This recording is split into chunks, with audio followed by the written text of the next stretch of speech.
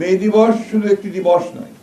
মে দিবস আপনি ইতিমধ্যেই শুনেছেন যে এটা গোটা বিশ্বের সকল মেহনতি মানুষ যারা কাজ করে শ্রম দিয়ে যারা তাদের জীবিকা নির্বাহ করে এবং যাদের শ্রমের উপর রক্তের উপরে সভ্যতা নির্মিত হয়, সেই শ্রমিকদের একটা অত্যন্ত গুরুত্বপূর্ণ দিবস মে দিবস। এই দিনেই আপনারা জানেন যে রক্তের মধ্য দিয়ে একটা দাবি আদায় হয়েছিল 8 ঘন্টা কর্ম সময়ের জন্য।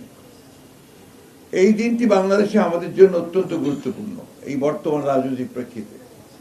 আপনারা জানেন যে দীর্ঘ 18 বছর 17 বছরের একটা দীর্ঘস্থায়ী ফ্যাসিস্টদের বিরুদ্ধে সংগ্রামকে লড়াই করে আমরা একটা ছাত্র গণ অভ্যুত্থানের মধ্য দিয়ে ফ্যাসিস্টদেরকে বিতাড়িত করতে সক্ষম হয়েছি এবং তারপরে প্রায় 1.5 বছর একটি অন্তর্বর্তীকালীন সরকারের তত্ত্বাবধানে থেকে আমরা একটা সম্পূর্ণ নিরপেক্ষ একটা নির্বাচনের মধ্য দিয়ে বাংলাদেশ জাতীয়তাবাদী দল রাষ্ট্র পরিচালনার দায়িত্ব পেয়েছেন। আমাদের নেতা তারেক রহমান সাহেবের নেতৃত্বে তিনি প্রধানমন্ত্রী হয়েছেন।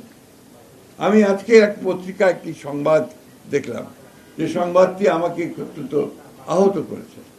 যে জামাত ইসলামের আমির তিনি বলছেন যে বিএনপি ইঞ্জিনিয়ারিং করে ক্ষমতায় এসেছে।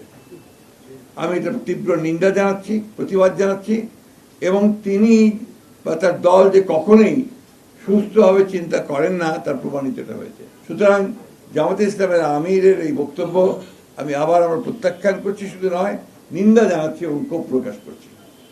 যাই হোক, যে কথা বলছিলাম যে আজকে বিভিন্নভাবে বিএনপির বিভিন্ন কর্মকাণ্ডের উপরে বিভিন্নভাবে আপনার প্রচেষ্টা চালানো হচ্ছে ওই শক্তিটির পক্ষ থেকেই একটা আবার ধূম্রজাল সৃষ্টি করা, আবার একটা বিভেদ সৃষ্টি করা। আমরা 5ই আগস্টের পরে যে সুযোগ পেয়েছি বাংলাদেশে গণতন্ত্রকে প্রাতিষ্ঠানিক রূপ দেওয়ার, সেই প্রচেষ্টাকে নষ্ট করে দেওয়া, সুযোগকে নষ্ট করা, আবার একটা ফ্যাসিস্ট শাসনের পায়তারা তারা করছে কিনা সেটা আমাদেরকে চিন্তা করতে হবে, দেশবাসীকে চিন্তা করতে হবে।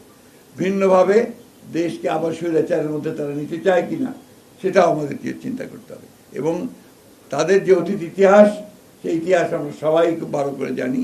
সেই কারণেই সমগ্র জাতি অত্যন্ত সচেতনভাবে তাদেরকে প্রত্যাখ্যান করেছে এবং আগামীতে যেন পুরোপুরি তাদেরকে নির্মূল করা যায় রাজনৈতিকভাবে, সেইভাবে আমাদেরকে কাজ করতে হবে। সেই কারণেই এই পয়লা মের যে সমাবেশটি এখানে অনুষ্ঠিত হবে আমাদের পার্টি অফিসের সামনে দুপুর 2টায়, না নামাজের পরেই এই সমাবেশে প্রধান অতিথি হিসেবে উপস্থিত থাকবেন আমাদের দলের চেয়ারম্যান এবং বর্তমানে বাংলাদেশের সবচেয়ে জননন্দিত প্রধানমন্ত্রী জনাব তারেক রহমান। সুতরাং এই সভাটিকে সফল করার জন্যে আমরা দলের পক্ষ থেকে সর্বাত্মক প্রচেষ্টা গ্রহণ করেছি। বাংলাদেশের মানুষের কাছে আমাদের আবেদন থাকবে যে তারা এই দিবসটি যথাযথ মর্যাদার সঙ্গে পালন করবেন। প্রত্যেকটি ইউনিটের আমাদের জেলা এবং উপজেলা ইউনিটগুলোতে একইভাবে নির্দেশ দেওয়া হয়েছে, তারাও সেইভাবে তারা এই দিবসটি পালন করবেন।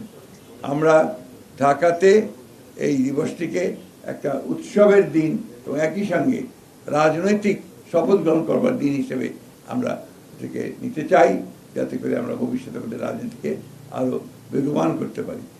আপনাদের সকলকে আজকে উপস্থিত হওয়ার জন্য আমি আন্তরিকভাবে ধন্যবাদ এবং কৃতজ্ঞতা জানাচ্ছি।